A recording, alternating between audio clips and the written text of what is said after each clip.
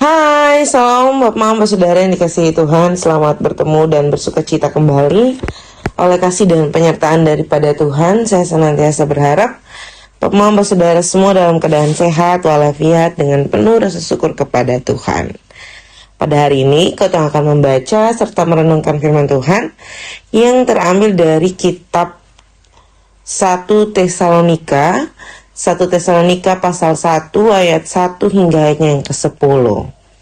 Sebelum membaca serta merenungkan firman Tuhan, saya mengundang kita menyatukan hati dan pikiran di dalam doa. Kita berdoa. Bapa di dalam surga, Bapa yang kami sembah lewat anakmu Yesus Kristus, terima kasih Tuhan untuk kasih setia dan penyertaan Tuhan di dalam kehidupan kami. Kami boleh bangun di pagi hari dengan tubuh sehat dan nyaman dan menikmati berbagai aktivitas kami Tuhan. Pada saat ini Tuhan, kami akan membaca, mendengar, serta merenungkan akan firman Tuhan. Terlebih daripada itu, kami meminta hikmat daripada Tuhan untuk kami dapat melakukannya di dalam kehidupan kami hari lepas hari. Mengampuni salah dan dosa kami Tuhan, di dalam anakmu Yesus Kristus kami telah datang dan berdoa. Amin. Bapak Saudara yang dikasihi Tuhan, pembacaan kita terambil dari kitab 1 Tesalonika pasal 1 ayat 1 hingga 10. Di bawah perikop salam dan buah permintaan Paulus. Ayat yang pertama, dari Paulus, Silvanus, dan Timotius kepada jemaat orang-orang Tesalonika yang di dalam Allah Bapa dan di dalam Tuhan Yesus Kristus, kasih karunia dan damai sejahtera menyertai kamu. Kami selalu mengucap syukur kepada Allah karena kamu semua dan menyebut kamu dalam doa kami. Sebab kami selalu mengingat pekerjaan imanmu, usaha kasihmu, dan ketekunan pengharapanmu kepada Tuhan kita Yesus Kristus di hadapan Allah dan Bapa kita. Dan kami tahu, hai saudara-saudara yang dikasihi Allah, bahwa Ia telah memelih kamu, sebab Injil yang kami beritakan bukan disampaikan kepada kamu dengan kata-kata saja, tetapi juga dengan kekuatan oleh Roh Kudus dan dengan suatu kepastian yang kokoh. Memang kamu tahu bagaimana kami bekerja di antara kamu oleh karena kamu, dan kamu telah menjadi penurut kami dan penurut Tuhan. Dalam penindasan yang berat, kamu telah menerima firman itu dengan sukacita yang dikerjakan oleh Roh Kudus, sehingga kamu telah menjadi teladan untuk semua orang yang percaya di wilayah Makedonia dan Akhaya. Karena dari antara kamu firman Tuhan bergema bukan hanya di Makedonia dan Akhaya saja, tetapi di semua tempat telah tersiar kabar tentang imanmu kepada Allah. Sehingga kami tidak usah mengatakan apa-apa tentang hal itu, sebab mereka sendiri berbicara tentang kami, bagaimana kamu sambut, dan bagaimana kamu berbalik dari berhala-berhala kepada Allah untuk melayani Allah yang hidup dan yang benar, dan untuk menantikan kedatangan anaknya dari surga yang telah dibangkitkannya dari antara orang mati, yaitu Yesus yang menyelamatkan kita dari murka yang akan datang. Demikian jauh akan firman Tuhan yang dikatakan berbahagia adalah setiap kita yang tidak hanya membaca, mendengar, serta melakukan dalam kehidupan kita hari lepas hari. Shalom Bapak Saudara yang dikasihi Tuhan. Hari ini kita membaca dari kitab 1 Tesalonika pasal 1 ayat 1 hingga ayat yang ke-10, yang secara kasat mata, secara pembacaan, kita bisa melihat bahwa ini tentang pengembalaan Rasul Paulus di jemaat Tesalonika. Bapak Saudara yang dikasihi Tuhan, pada masa itu Paulus tidak bisa secara langsung melakukan pelayanan atau pengembalaan pada jemaat di Tesalonika, dan ia cuma bisa berharap di dalam doa bahwa jemaat-jemaat Tesalonika akan tetap taat dan tekun di dalam doa mereka, menyebut nama mereka kepada Tuhan untuk mereka dapat melakukan apa yang menjadi kehendak Tuhan di dalam kehidupan mereka.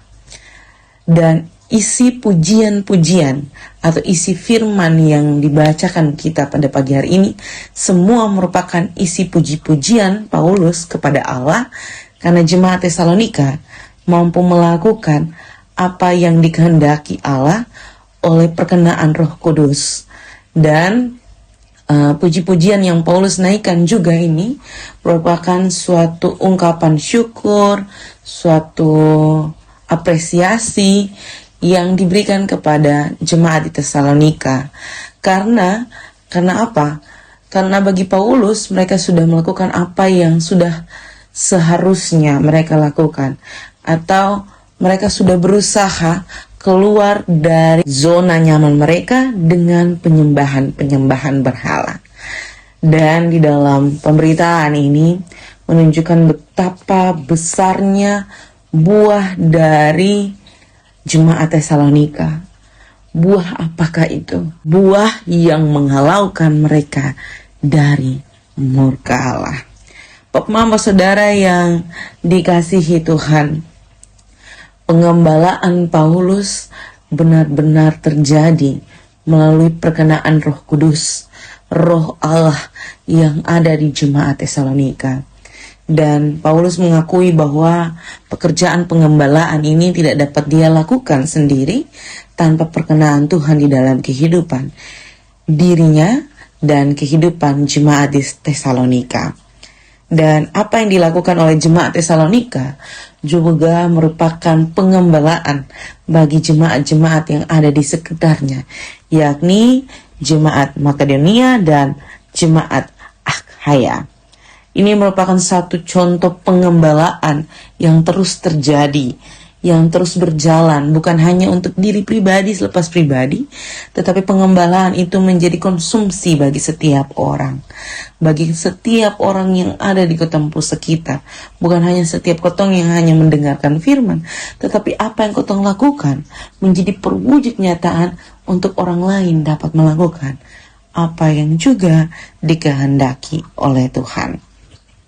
Ini adalah sebuah kasih dari pengembalaan, bentuk dari pengembalaan yang nyata yang tidak dilakukan oleh seorang pelayan atau seorang rasul Paulus saja.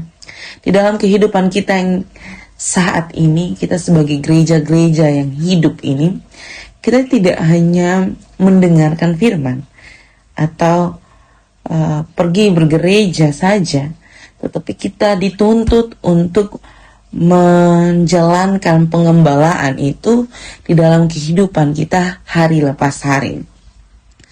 Entah itu bagi ketempunya orang tua, bagi ketempu anak-anak, bagi ketempu suami, ketempu istri, bagi rekan sepelayanan, bagi rekan kerja, dan bagi masyarakat yang ada di ketempu sekitar.